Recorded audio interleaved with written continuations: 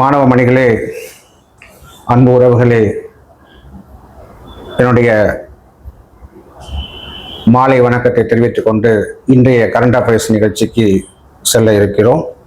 அதன் அடிப்படையில் இன்று நாம் முதல் பார்க்க இருப்பது சமீபத்தில் நடந்து முடிந்த 31வது தென்மண்டல கவுன்சில் கூட்டம் மகாபலிபுரம் தமிழ்நாட்டில் நடைபெற்றது. இதற்கு தலைவராக நமது நாட்டின் உள்துறை அமைச்சர் பொறுப்பேற்றார். உதவித் தலைவராக, துணைத் தலைவராக நமது நாட்டின் மாண்புமிகு முதலமைச்சர் அவர்கள் பங்கேற்றார்கள். இரண்டாவதாக belonging a journey of love அப்படிங்கிற ஒரு நூல்.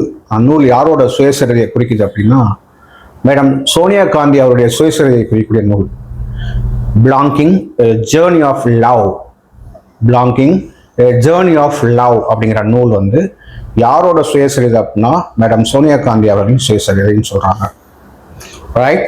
அதுக்கடுத்த சுயசரிதை நம்ம பார்க்க போறது செமிகான் இந்தியா 2026 மாநாடு எந்த நகரத்துல நடைபெற உள்ளது அப்படின்னு கேட்டிருக்காங்க. அது செமிகான் அப்படிங்கிற அந்த செமிகான் இந்தியா 2026 மாநாடு புதுடெல்லியில நடைபெற இருக்கு. எங்க நடைபெற இருக்கு? புதுடெல்லியில நடைபெற இருக்கு அப்படின்னு சொல்றாங்க. எங்க நடைபெற இருக்கு? புதுடெல்லியில் நடைபெற இருக்கின்றது. ரைட். அதுக்கடுத்து நம்ம பார்க்க போறது தமிழகத்துல H1N1. H1N1 வைரஸ் என்ன அர்த்தம்னா it's one type of influenza virus. Okay, it's also spread through the droplet infection.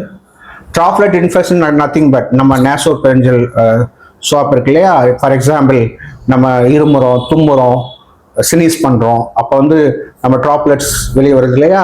அப்போ டைரக்டா அந்த ட்ராப்லெட்ல அவங்க யாராவது எக்ஸ்போசர் ஆனாங்கன்னா அவங்களுக்கு H1N1 வந்துடும். ரைட். இந்த H1N1 வந்தா என்ன H1N1 என்ன அப்படின்னு எடுத்தோம்னா H எதை இண்டிகேட் பண்ணா ஹீமோ அக்ளூட்டின். சொல்லுங்க, ஹீம் அக்ளூட்டின். ஓகேவா.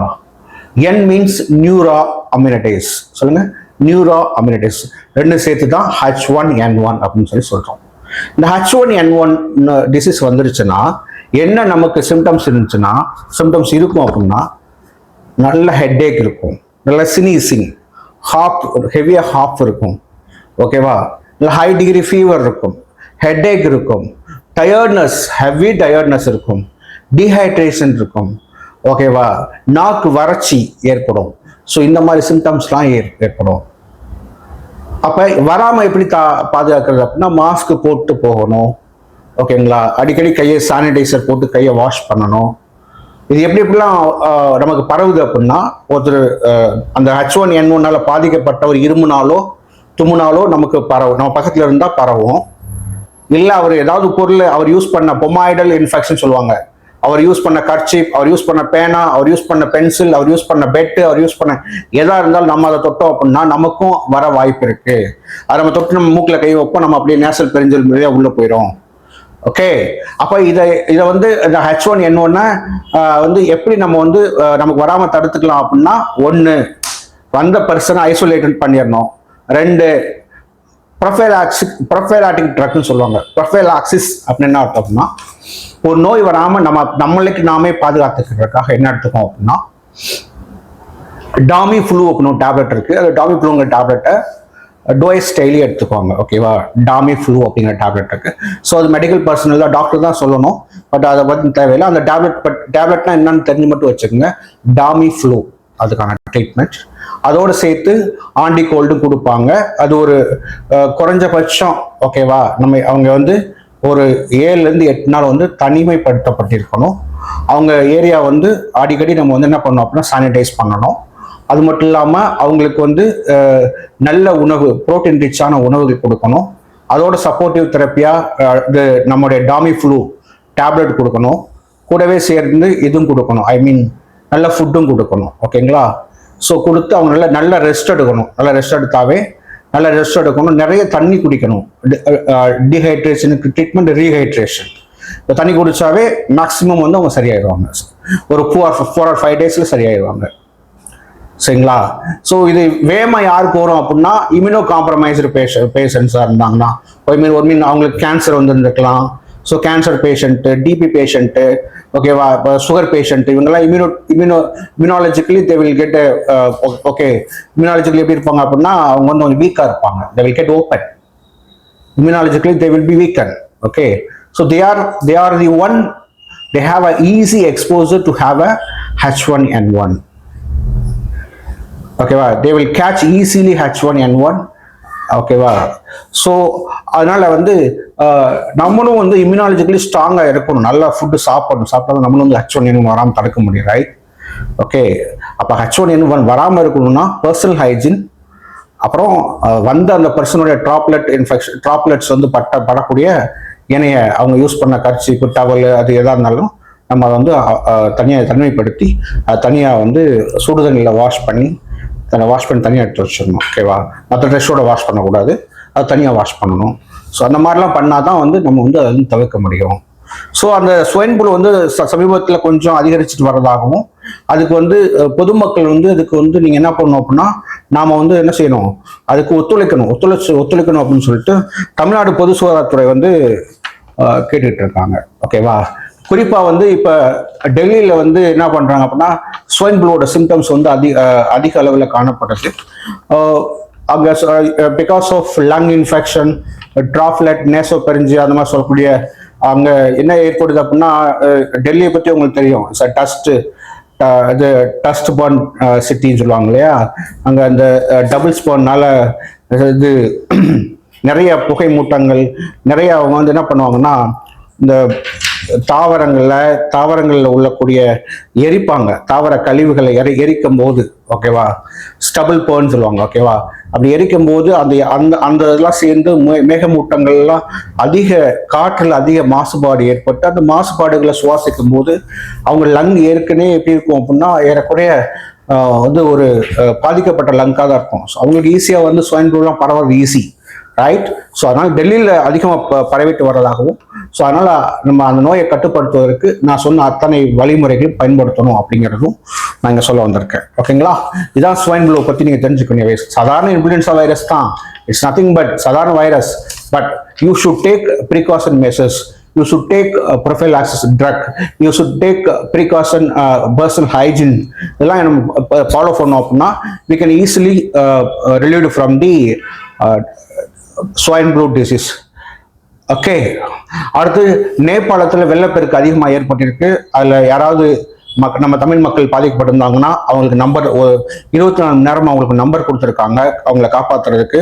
அந்த உதவி நம்பர் என்னென்னா 1-800-309-3793 அப்படின்னு சொல்லியிருக்காங்க. இந்த நம்பருக்கு அவங்க ஃபோன் பண்ணி கூப்பிட்டோம்னா உடனே ஹெல்ப் பண்ணுவாங்க. யாராவது மாட்டியிருந்தாங்க அப்படின்னா ஹெல்ப் பண்ணுறதுக்கு இது வாய்ப்பாக இருக்கும். அதாவது நேபாளம் வந்து பயங்கர வெள்ளப்பெருக்கில் மாட்டியிருக்கு. இந்த வெள்ளப்பெருக்கு பயங்கரமான ஃப்ளட்டு டியூ டு எல்னினோ அந்த எஃபெக்ட்னால பயங்கரமான வெள்ளம் ஏற்பட்டிருக்கு. அந்த வெள்ளத்தில் வந்து மக்களை பாதுகாக்கணும் அப்படின்னா அந்தந்த மாநிலங்களை சார்ந்த அரசுகள் அதற்கான முன்னெச்சரிக்கை நடவடிக்கைகள், அதற்கான அவங்களை காப்பாற்றுவதற்கான ஆயத்த பணிகள் ஈடுபட்டிருக்கு. அந்த வகையில் நம்ம தமிழ்நாடு அரசும் அந்த ஆயத்த பணியில் ஈடுபட்டிருக்கு. அவங்களுக்குன்னு ஒரு டோல் ஃப்ரீ நம்பரே கொடுத்துருக்காங்க. அந்த நம்பர் தான் இப்போ நான் வாசித்தேன், 1-800-309-3793 அப்படின்னு நான் சொன்னேன். ஓகேங்களா, அடுத்து நம்ம பார்க்க இருக்கிறது என்ன அப்படின்னா ஒரு முக்கியமான விஷயம் என்னன்னா, நம்ம இது வரைக்கும் யூபிஐ யூஸ் பண்றோம். அந்த யூபிஐ அப்படிங்கிற இது மணி டிரான்சாக்ஷன் இதர விஷயங்களுக்கு யூஸ் பண்றோம் இல்லையா. அந்த யூபிஐ வந்து எத்தனை வருஷம் ஆச்சுன்னா 10 ஆண்டுகள் ஆச்சு. இந்த வருஷத்தோட 10வது ஆண்டு யூபிஐ யூஸ் பண்ண ஆச்சு. ஓகேவா, அது மாதிரி இந்திய கடலோர காவல் படைக்கு சமீபத்தில் ஒரு கப்பல் நம்ம வந்து ஒப்படைச்சோம். அந்த கப்பலோட பேர் என்ன அப்படின்னா ICGS அஜித். ஈஸியாக வச்சுக்கிங்களே, தலை அஜித்னு சொல்லி வச்சுக்கலாமா?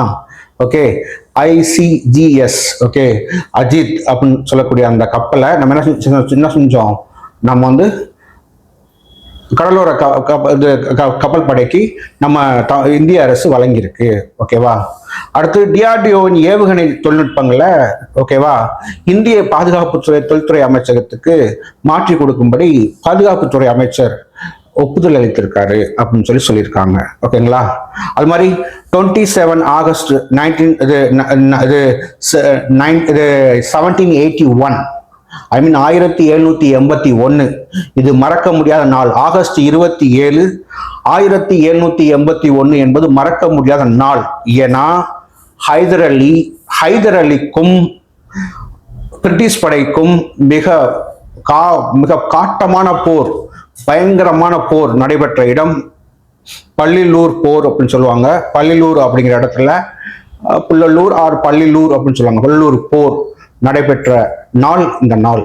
ஆகஸ்ட் 27, 1781. ஓகேவா? 1781 பள்ளிலூர் போர். யாருக்கும் இடையில ஹைதர் அலிக்கும் பிரிட்டிஷ் படைக்கும் இடையே போர் நடந்த நாள். ஓகே, அதுக்கடுத்து நான் பார்க்க இருக்கிறது, அதாவது ஆகஸ்ட் 27, 1955 தான் முத உலகின் புகழ்பெற்ற கின்னஸ் புக் ஆஃப் ரெக்கார்டு முதல் பதிப்பு வெளியான நாள். ஓகேவா? ஆகஸ்ட் 27, 1955 முதல்ல Guinness book of record first பதிப்பு வெளிவந்த நாள் 27 ஆகஸ்ட் 1955. ஓகேவா? ஸோ ஆனால் 27 ஆகஸ்ட்ல நிறைய விஷயங்கள் நடந்திருக்கு. 27 ஆகஸ்ட் 1999 அதாவது 1999 27 ஆகஸ்ட்ல ஒரு பொன்மணி, அவங்க பேர் என்ன அப்படின்னா சோனாலி பானர்ஜி, முதல் இந்திய பெண் மெரைன் இன்ஜினியரா ஜாயின் பண்றாங்க இந்தியன் கவர்மெண்ட்ல. ஓகேவா? ஒவ்வொரு துறையில ஒரு இன்ஜினியர் ஜாயின் பண்றாங்க இல்லையா? மெரைன் ஃபீல்ட்ல ஆண்கள் வேலை பார்க்கறதே பெரிய விஷயம். அந்த வகையில ஒரு மெரைன் இன்ஜினியரா ஒரு பெண் ஜாயின் பண்ணாங்க அப்படின்னா அது யார்? அவங்க பேர் என்ன? சோனாலி பானர்ஜி. எப்ப? 1999. எந்த வருஷம்? அதான் 1999. எந்த நாள்? ஆகஸ்ட் 27. ரைட்டா? பேரு சோனாலி பானர்ஜி. இவ்வளவுதான். ஸோ இன்றைய நடப்பு நிகழ்ச்சிகள்ல இத்தனை விஷயங்கள் பேசியிருக்கோம். அதுல முக்கியமா பேசினது மாநாடு, அதாவது 34வது கவுன்சிலை பத்தி பேசணும், H1N1 வைரஸை பத்தி பேசணும், அதுக்கடுத்து ஹைதர் அலி போரை பத்தி பேசணும். இப்ப சில விஷயங்கள் Guinness book of record and UPA இதை பற்றிலாம் பேசியிருக்கோம். இதெல்லாம் சில முக்கியமான விஷயங்கள் இருக்கு. ஸோ இதை கொஞ்சம் நல்லா படிச்சு வச்சுருங்க. உங்களுக்கு கண்டிப்பா எக்ஸாம்ல யூஸ்ஃபுல்லா இருக்கும்னு நான் நினைக்கிறேன். அனைவருக்கும் நன்றி. மீண்டும் உங்களை அடுத்த கரண்ட் அஃபேர்ஸ் நிகழ்ச்சியில் சந்திக்கும் வரை உங்களிடமிருந்து விடைபெறுவது உங்கள் சாமிநாதன்.